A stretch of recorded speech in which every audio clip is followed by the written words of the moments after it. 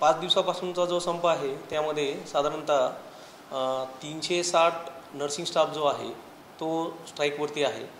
त्या नर्सिंग स्टाफला प्रशासनाच्या वतीने तसेच मेट्रन ज्या आहेत हॉस्पिटलच्या माननीय अधिष्ठाता आहेत, मी स्वतः सर्वांनी त्यांना आवाहन केले आहे की स्ट्राईकमध्ये जाण्याची वगैरे आवश्यकता नाही आणि त्यांच्या लोकल लेवलला ज्या काही मागण्या आहेत आमच्या लेवलच्या त्यांचा निपटारा आम्ही ताबडतोब माननीय अधिष्ठाता यांच्या सहकार्याने करू आणि ज्या काही त्यांच्या शासन दरबारी मागण्या आहेत त्या मागण्या सहानुभूतीपूर्वक पुढे पाठवण्यात येतील। जे काही पेशंट केअर आहे त्या बाबतीमध्ये आपल्याकडे साधारणतः OPD 1700 ते 2000 याच्या दरम्यान डेलीची असते।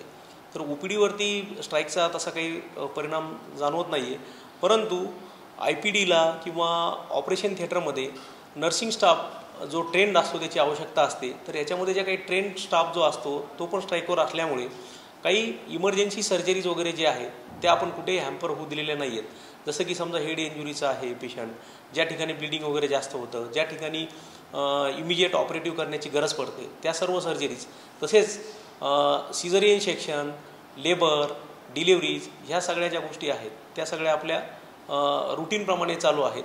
परंतु ज्या प्लॅन सर्जरीज असतात की ज्यांना आपण सांगतो पेशंट एखादा ॲडमिट होतो आपल्याकडून त्याला इमिजिएट सर्जरीची गरज नसते, त्या प्लॅन सर्जरीज मात्र आपण पुढे ढकलल्या आहेत कारण अपुऱ्या मॅनपॉवरमुळे।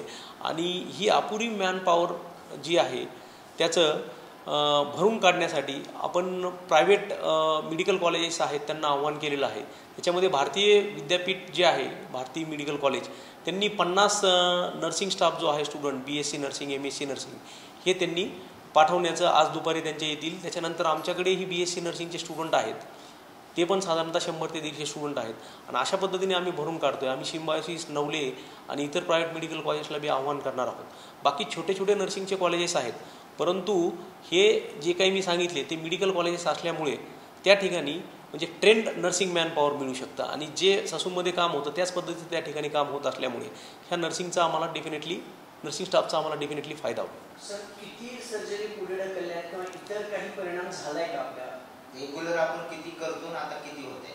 हां, साधारणतः आपल्या आता 20 ते 25 सर्जरी होत आहेत। रेग्युलरली आपल्या 60 ते 70 सर्जरी होतात, म्हणजे निम्म्यापेक्षा कमी इलेक्टिव्ह सर्जरी ज्यामध्ये की जीवाला कुठल्याही प्रकारची जोखीम नाही आहे अशा सर्जरीज पुढे ढकललेल्या आहेत। जोखीम असेल, काही त्यांना जीवाला त्रास असेल तर त्या सर्जरी आपण इमिजिएटली करतो।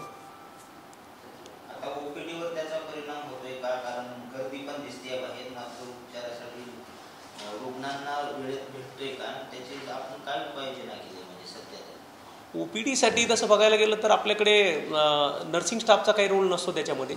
OPDमध्ये म्हणजे डॉक्टर बघतात आणि बाकी जे काही सर्व्हिसेस देण्यासाठी केस पेपर वगैरे जे असतात त्याच्यामध्ये क्लिनिकल स्टाफ असतो। त्यामुळे मला नाही वाटत की ते OPDवरती परिणाम झाला आहे आणि आपली संख्या पण तशी दाखवते। म्हणजे साधारणतः 1700 ते 2000ची OPD असते आपली, तर ती 1700-1800ची OPD आता सध्याला पण आहे।